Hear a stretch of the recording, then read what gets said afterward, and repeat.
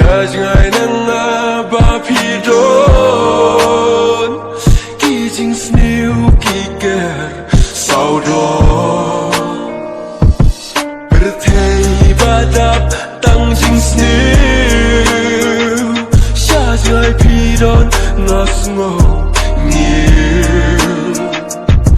Ngom sô suk kamen sim Nga shu pen scam kine ki kinti Wating yang nga lumi ya pi Pite nga itang ya pi Wating yang nga lukila Om don balapen biya yang nga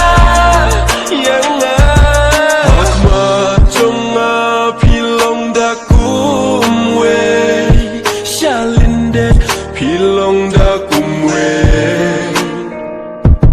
Ngating namar bangalai Ngas ngotu omba ngabir Wadle kunlung babun kimesya Kikun rup lumar habagit nga Ngas ngoling ngô suka men sim Henry ngan pin scam kine ki kinti Wating yang nga lumi ya pi Pite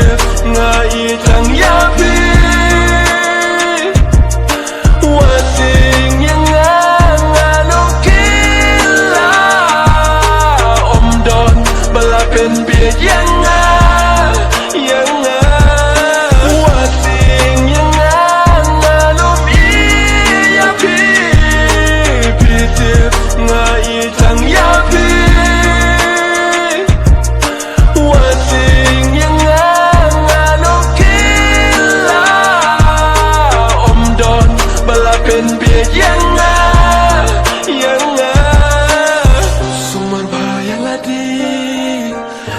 suka mensim